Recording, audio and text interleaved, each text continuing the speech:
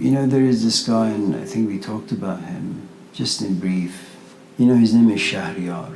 And when you look at the way his face has been sketched or drawn by artists, he looks so angry.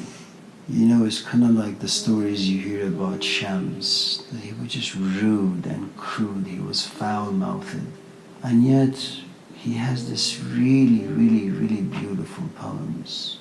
You know, one of the ones that have recently been floating around, which he wrote a few years before his passing.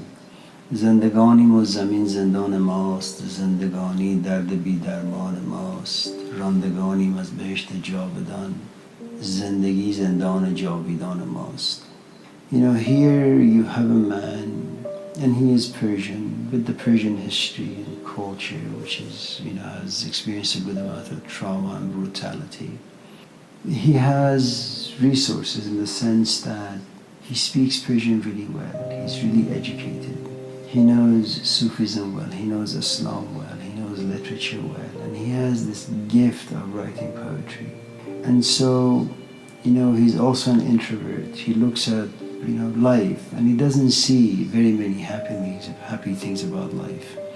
Someone who doesn't see happy things about life and doesn't have the gift of creativity is perhaps unreflective, unintelligent, doesn't know literature well, doesn't know the power of words well, doesn't know how to string words together well. Well, all that this person can see and perhaps express is anger towards a life that he or she can't control. Shahryar, like many of us, you're angry, you sit behind the piano and you play music. You wake up and you're sad and you call a friend, and you have the ability to kind of put your emotions in language and talk to your friend for an hour or two.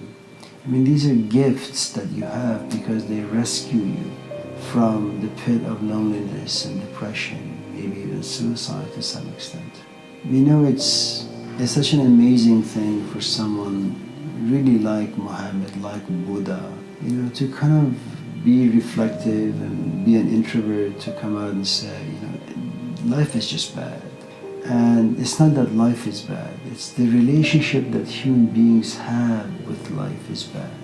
And the thing I think that is missing in Buddha's teaching is that biologically we are designed and wired to become attached to people, to love people.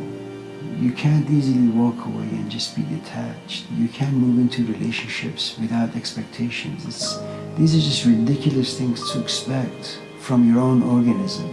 And you know, you can talk these ideas only in terms of ideas. They have no practicality in life. The resources that the Buddha had was that he came, first of all, from a really good family. He was educated. He also had the resource of saying, I don't care for my family, I don't care for my riches, I just want to go into the desert. That's another resource, you know, because not too many people can live with emotional poverty. You know, you have seen your father on a daily basis and all of a sudden you just kind of walk away and you don't feel anything. Not too many people have the, you know, the resource of going into religion and then having the capacity of looking at religion and saying, this is just rubbish, it's nonsense, I'm going to walk away. And then not too many people have the capacity to kind of walk away from just everything. And it's kind of like the middle path that you talked about. Don't be too much in life, don't be too much in religion. Always take the middle path. You know, there is nothing about life that's that interesting. There is nothing about life that's that ugly. And so, you know, he goes around life and his preaching is life is just bad. But he says it in such an interesting, exotic way that attracts a lot of people who just listen to him. I think as long as you have the power to express your discontent, as long as you have the power to express your discontent in a healthy way, in a creative way. I mean, Karl Marx was miserable most of his life, most of his adult life. And yet he took up writing. And he wrote really, really, really well with a great amount of observations. I mean, he couldn't get rich. He didn't have money to bury his daughter. He didn't have money to buy a coffin for her. And yet, He was creative enough to think about all of this and write about all of this. And he gifts it to the rest of us. So he takes the misery, the tragedy of the death of his daughter, to whom he was extremely attached, the fact that he couldn't buy a coffin. And he writes about capitalism, he writes about oppression, he writes about how one class, one group of people exploit other group of people without much care. You know, the rest of us, what can we do? We suffer traumas, and first we don't really understand how this trauma was created. We don't understand the bigger picture behind the trauma. Then even if you don't understand, you have no idea what dealt to do with all the emotions created by this trauma. And even if you did know, you know, you have to be able to kind of put them in some sort of a creative expression. You paint, or you play music, or you bang your head against the wall in a rhythmic way. I don't really know.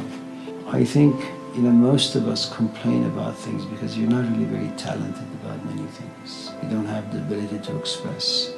And silence for us about them is not very natural.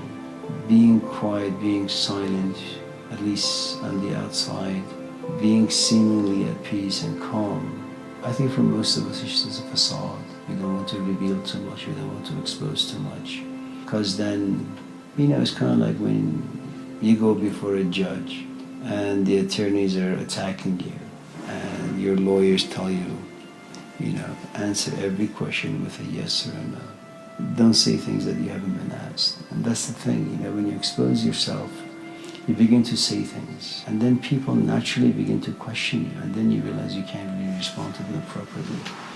And then the lack of ability, the absence of ability to express yourself articulately and eloquently, it's like you feel as if the emotions are suffocating you know, because you just don't know what to do with all the things that live inside you. You know, it's a gift for someone like Baba Tahir to be able to observe this about the power of memory, the power of senses, the way we are entangled, the way we are enslaved and imprisoned by them.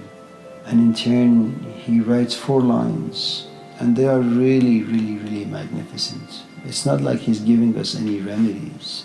You know, there isn't much you can do with just the way, you know, with the facticity of your life and your organism.